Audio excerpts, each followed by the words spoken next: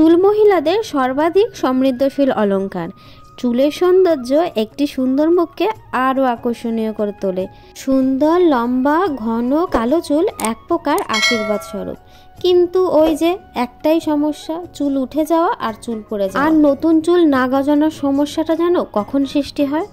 চুলে না অনেক উপাদান থাকে, যেমন ধরো ভিটামিন B7, সি, বি, খনিজ, protein, manganese, folic acid, calcium, iron, zinc, বিভিন্ন ধরনের উপাদান নিয়ে একটি সুস্থ স্বাভাবিক চুল গড়ে ওঠে। সত্যি কথা বলতে কি, সময়ের সাথে সাথে বয়সের সাথে সাথে চুল উঠে যাওয়াটা খুব ন্যাচারাল ব্যাপার।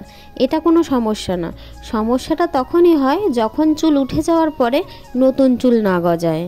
আর চুলে যখন এই উপাদানগুলো পরিমাণ মতো না পায় তখনই আমাদের চুলের সমস্যা দেখা যায়। যেমন চুল উঠে যায়, নতুন চুল গজায় না, চুলে কোনো শাইন ভাব থাকে না, তখন এই সমস্যাগুলো দেখা যায়। আরে এতগুলো সমস্যার কথা শুনে তোমরা টেনশনে পড়ে গেলে তো? টেনশনের কোনো কারণ নেই। পুরো ভিডিওটা দেখো আর মাত্র 7 দিনের মধ্যেই নিজেদের সমস্যার সমাধান নিজেরাই করে নাও। আর অবশ্যই কিন্তু নবস লাইফ চ্যানেলটা সাবস্ক্রাইব করে দিও।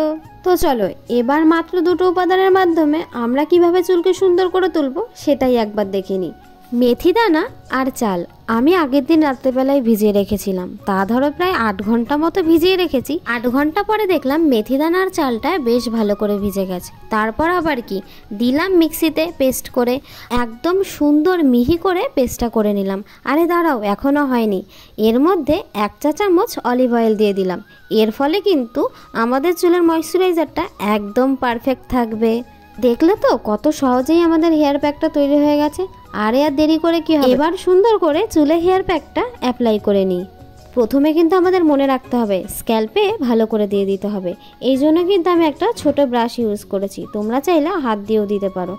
আগে কিন্তু পুরো স্ক্যাল্পে দিয়ে নেবো, যদি পরে বেঁচে থাকে তারপরে না হয় পুরো চুলে অ্যাপ্লাই করা যাবে। জানো তো মেথিতে আছে folic acid, riboflavin, copper, iron, manganese, calcium, vitamin D, C, K আর B6। আর চালে আছে amino acid, antioxidant, folic acid, calcium, এরকম আরও বিভিন্ন উপাদান। এর ফলে কিন্তু আমাদের স্ক্যাল্পে ছোট ছোট নতুন সুন্দর চুল গজাতে সাহায্য করে।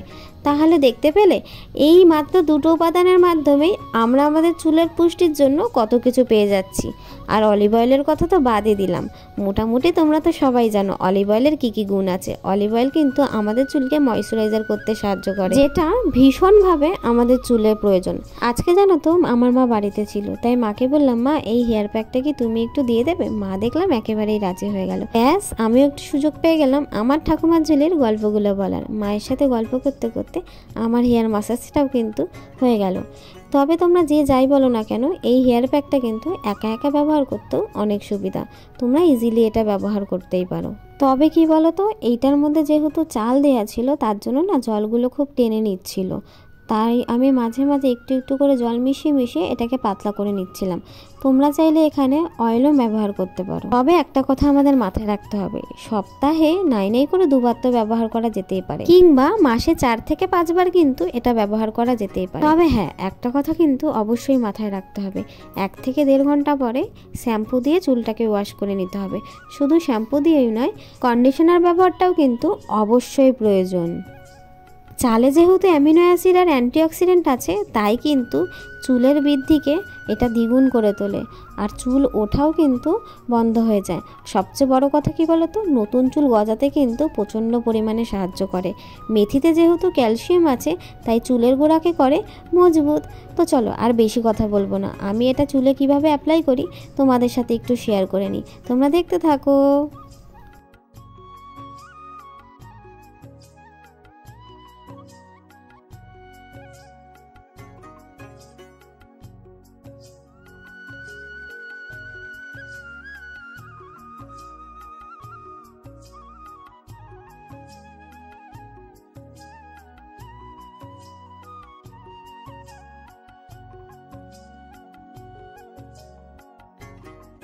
দেখো আমি আমার মায়ের সাথে মজা করতে করতে কিন্তু পুরো চুলে হেয়ার মাস্কটা অ্যাপ্লাই করা হয়ে গেছে। তোমরা ভালো করে লক্ষ্য করলে বুঝতে পারবে আমি কিন্তু স্ক্যাল্পেই ভালো করে দিয়েছি। আমার প্রত্যেকটা চুলের রুটের স্ক্যাল্পে কিন্তু একদম সুন্দর করে দেয়া আছে। আর এদিকে কিন্তু মায়ের সাথে গল্প করতে করতে আমার প্রায় 2 ঘন্টা অতিক্রম করে ফেলেছি। তো চলো এবার হেয়ার ওয়াশ করে তোমাদের সাথে রিভিউটা শেয়ার করি। ট্যাটারা, এই দেখো চুলটা কিন্তু ভালো করে শ্যাম্পু দিয়ে ওয়াশ করেছি, পরে কিন্তু অবশ্যই কন্ডিশনার ব্যবহার করেছি। তবে চুলটা আঁচড়েছি কিন্তু চুলটা যখন শুকিয়ে গেছে তারপরেই। তোমরা নিজেরাই বলো তো, চুলটা যখন রোদে পড়ছে কি সুন্দর শাইন করছে না? আর সত্যি কথা বলতে কি জানো, আমি হোম রেমেডির ওপর এতটাই বেশি বিশ্বাস করি যে আমার বাইরের বিশেষ কিছু প্রোডাক্ট ব্যবহার করতে হয় না। তোমরা নিজেরাই দেখতে পাচ্ছ যে আমার চুলের লেন্থটা কতটা আর চুলের গোছটাও কতটা। তবে একটা সত্যি কথা বলতে কি, আমি প্রথম থেকে কিন্তু চুলের যত্ন বাড়িতেই করতাম, কখনো চুলের যত্নে অবহেলা করিনি। আর আমি যা যা চুলে অ্যাপ্লাই করি ঠিক তোমাদের সাথে সেগুলোই শেয়ার করি। তবে হ্যাঁ, অবশ্যই আমি আগে অ্যাপ্লাই করি, যদি ভালো ফিডব্যাক পাই তাহলেই তোমাদের সাথে শেয়ার করি। তোমাদের খারাপ তো আর চাইবো না।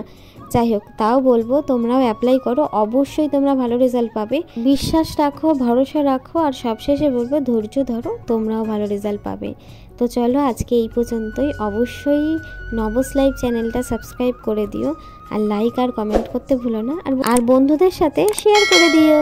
তবে চলো আজকে এই পর্যন্তই। খুব শীঘ্রই ফিরে আসবো নতুন আরও একটা হেয়ার কেয়ার ভিডিও নিয়ে। তোমরা সবাই আমার পাশে থেকো, আমাকে একটু সাপোর্ট করো, আর অনেকটা বেশি ভালোবাসা দিও। চলো টাটা, সবাই সুস্থ থেকো আর ভালো থেকো।